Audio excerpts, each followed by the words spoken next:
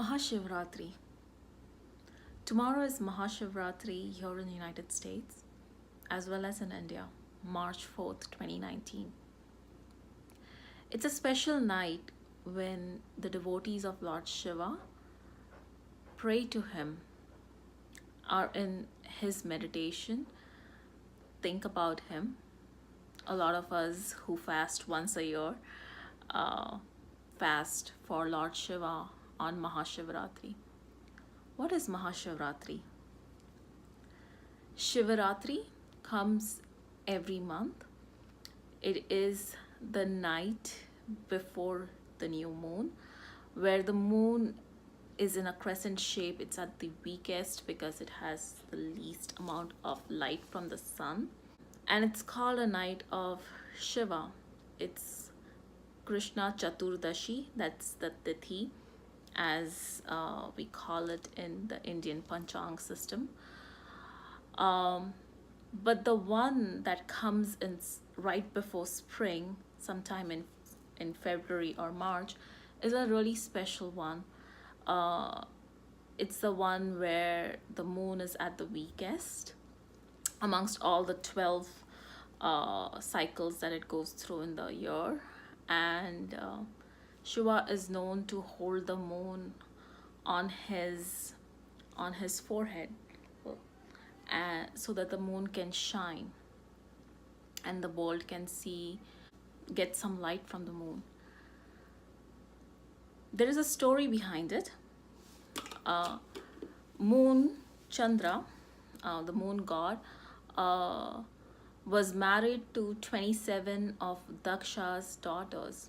Daksha is a Prajapati. He's one of the sons of Brahma, and Daksha had several daughters. I think it was 60 or over 60, out of which he married 27 to the moon god. Moon, or Chandra, the Hindu name, didn't love all of them equally. His most beloved wife was Rohini. Of course, the other 26 got really offended. They went and complained to Daksha. Daksha gave warning to Moon, and Moon said, I don't care. I love Rohini the most. So Daksha places a curse on Moon, and the curse is that the moon will slowly fade away. As the moon is fading away, it goes and takes shelter in the ocean right behind the horizon, and a lot of life that is dependent on moonlight, especially some herbs and some plants that are nocturnal, begin to suffer. And as the story goes, the gods go and pray to Lord Shiva, and as the moon is almost about to fade away, Lord Shiva picks up the moon and places it on his forehead. Why is it important? In Vedic astrology, the moon represents our mind, and our mind can get distracted by all kinds of things in the world and can get very, there's a Hindi word for it called chanchal, or very distracted and disturbed, and it begins to fade away from its real purpose, fade away in the distractions of the world. And if you pray to Shiva, he holds your mind and brings it stability as it is fading away, so that we can still rejoice in the light of the moon. There is another mythological story wherein the gods and the demons wanted the immortal nectar of life, and they were churning the milky ocean, and the first thing that comes out of that milky ocean before they get the immortal nectar is a lot of poison. And so the gods and the demons pray to Shiva, and Shiva comes, he consumes the poison, and Parvati, his wife, sees that she's really afraid for Shiva's life, so she goes and holds his throat, and all the poison is collected in Shiva's throat. That's why he's called Neelakantha. Neel meaning blue, Kantha meaning the throat. Um, and his body becomes feverish. And so people pour on Mahashivaratri, they pour water, milk, ghee onto the Shiva lingam to cool down, the lingam. And that's also a metaphor for our mind. As you churn the mind, uh, if you think of the mind as a milky ocean, to reach the immortal nectar, which is like you churn the mind to really get to God, uh, to get to your true soul, the first thing that comes up is all the poison. And poison here being uh, our miseries, our sufferings, our attachments, all that comes up. And for us to rise above that, to be able to bear all that poison, we hand it over to Shiva. We hand it over to Lord Shiva. I was going through something similar in the past couple of months, and had a lot of suffering and misery and mind chatter in different areas of life. There was so much misery that it felt debilitating. And as the days started closing towards Mahashivaratri, I remembered the story of the Milky Ocean and placed my poison, my suffering onto Shiva. I handed over to him for him to consume it, for him to hold it for me so I can bear it. And there's a lesson for all of us. Our joys, our happiness, the fruits of this world don't belong to us. They belong to the higher being. I call him Shiva. You can call him anything. Also, the poison and the suffering of the world belongs to him. Like Krishna told Arjuna that our job in this world is only to do our karma, to perform our karma.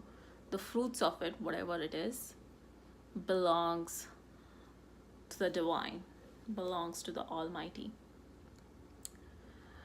And Shiva holding the crescent moon on his head, which symbolizes time, is actually an invitation to all of us to rise beyond time, to rise beyond the goods and bads, the suffering, the misery, the gains of being in this world, being in this whole realm of time and space, to rise above that, to transcend about that, and really experience Shiva. Shav in Sanskrit is a dead body. Shiva is the one who has transcended death, who has transcended time, who has transcended space. And that's the invitation. That's the invitation of this night, Mahashivaratri, for us to meditate on Shiva, on the immortality of it all, to really look at what is real and to let go of what is not, and to really look at the games of the mind, the games and the phases that the moon takes us through, our mind takes us through, and really, really look at what is real deep within our soul. We all have Shiva, or the one that is beyond time and space within us. And the invitation of Mahashivaratri is that we access that space. Astrologically, this Mahashivaratri, the new moon that happens at the beginning of spring, happens in the sidereal zodiac of Aquarius. Sometimes it also happens in Capricorn.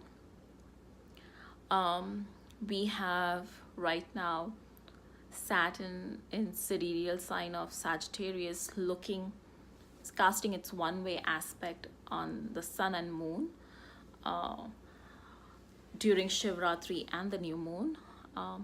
And also Mercury, our intellect, is stationary in Pisces. It's stationary right before it goes retrograde.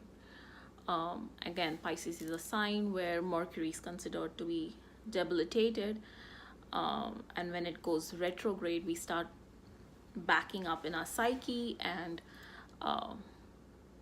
being a little hesitant about things that Mercury represents, and double check, recheck things like contracts, writing, communication, our ability to speak, our relationships with colleagues, anything of those sort, technology. It's a great time to really back your hard disk up. But overall, really, instead of going through the mind chatter of the world, the invitation of this day is to focus your attention and concentration on Shiva, or the one beyond time and space, and really see and hear what really matters, or be willing to see and hear the truth. Happy MahaShivaratri.